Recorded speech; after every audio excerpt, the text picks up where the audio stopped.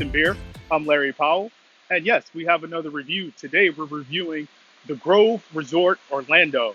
So, one of the reasons that we do these reviews is because my wife and I, we love to read the written reviews, but sometimes it's difficult to read through the written reviews and try to decipher what the hotel is really going to be like.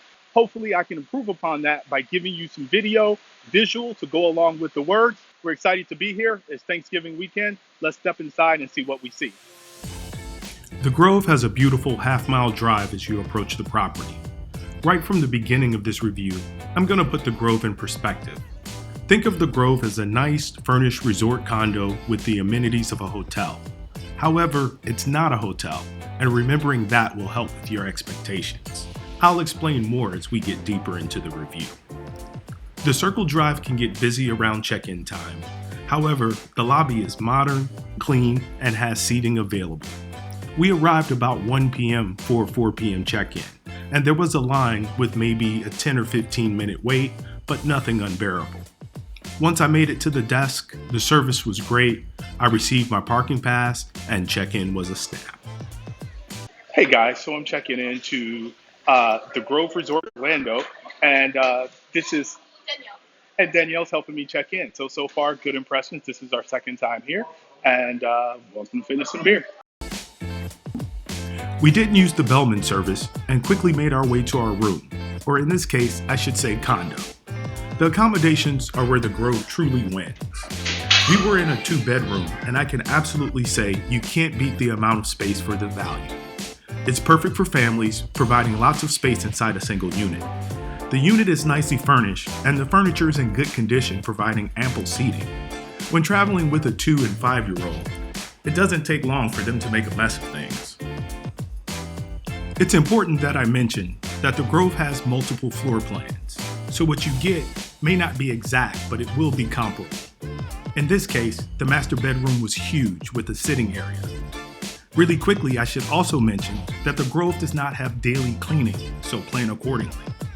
The master bathroom is big, with a standing shower and separate tub. It also has a double vanity stocked with a respectable amount of towels. However, if you have a family, you can call to request more towels. And lastly, the watering closet. There's mounted dispensers with soap, shampoo, and conditioner hanging in the shower. And one of my things for measuring cleanliness is the space between the tiles in the shower. Even though the Grove feels clean, the space between the tiles wasn't great. Keeping with the theme of the Grove, the second bed and bath are both also a pretty good size, especially for seconds. Here's a look at the second bedroom, which also has a closet for storage. The second bathroom has a standard tub shower combo and vanity. And it comes stocked with a couple of more towels. Like everything else, the kitchen is also a good size with nice appliances. The Grove is definitely a great place to stay if you prefer to cook. It comes ready with everything you need to prepare a meal, except for the food, of course. There's a stackable washer dryer, iron, ironing board, and a plunger in case you need that. And lastly, the balcony. The balconies at the Grove are screened, which is pretty awesome, making it a great place to sit and chill, enjoy a cup of coffee, drink a glass of wine, or whatever. All the rooms are the same in furniture, style, and decor. Again, I can't say it enough. Can't beat the space for the value. After settling into our room and changing, we were on our way to the pool. Here's where I read some complaints about the Grove, and I suggest thinking about the property in a specific sort of way. Although there is good signage, the property can be a little confusing to navigate, and the halls can feel like a bit of a labyrinth. This shouldn't be a deal breaker, because the Grove offers much more in return.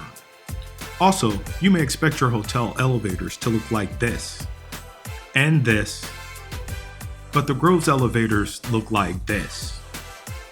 Still not a deal breaker, but the hallways and elevators at the Grove feel more like an apartment building than a hotel.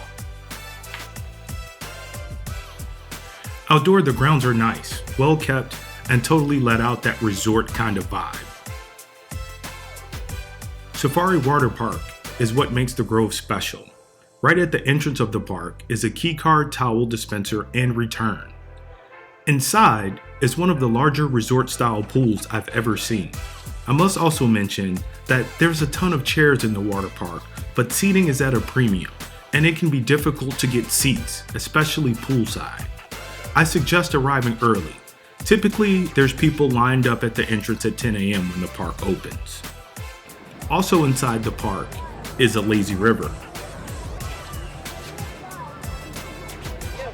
2 water slides, the splash zone, which is a splash pad on steroids,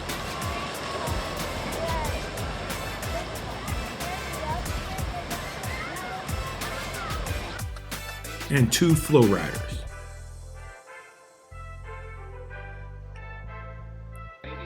The longboard grill is also inside, and there is poolside service available. We'll discuss more in the restaurant section. Aside from the water park, there's also the Springs Pools area, which is less frills but has longer hours than Safari Water Park. For a different sort of entertainment, there's Flip Flops Arcade. There's miniature golf on the inside. It's not huge, but good for a few hours of entertainment, definitely. There's a gym, and it's decently equipped. But I do feel the gym should be larger for a resort of this size.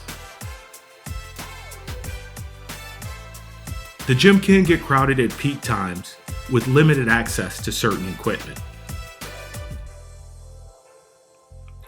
The Grove has a walking path that extends the length of the property. The Grove also has a spa and activity center, but unfortunately, we didn't use and I didn't get video of either.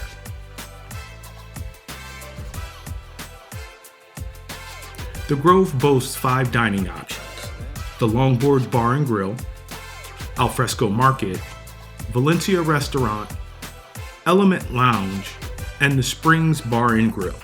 But the Spring and the Element are essentially still the Valencia, so in reality, the Grove has 3 dining options. The Longboard is a pretty typical poolside bar and grill. Decent but overpriced drinks and a menu ranging mostly between $10 and $20. The dining space here is pretty average, and Longboard does have limited hours in conjunction with the Safari Water Park. Still, the service was good and this place works out fine for a day at the pool. The Valencia is the Grove's primary sit-down restaurant. The menu doesn't have a huge variety of items, but should be adequate for most. The dining room at the Valencia is nice, but isn't anything special.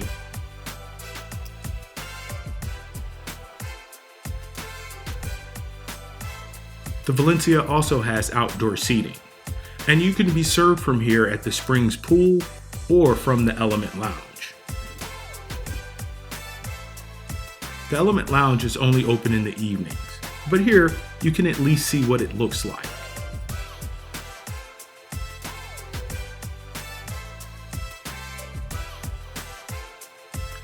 And lastly, attached to the gift shop is Alfresco Market, where you can order pizza or a variety of items to go.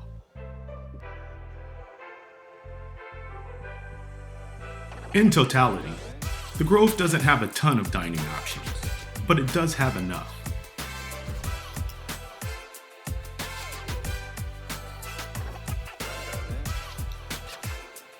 Truly, I feel the Grove is pretty great, and I give the accommodations a 4.8. Likewise, I also give the pool and activities a 4.8. The restaurants take a slight dip at a 4.2, and overall, I would rate this place at a 4.6 on a 5-point scale. If you're traveling with a family to Orlando, I feel like the Grove is a can't-miss option. Thanks again for joining us, Fitness and Beer.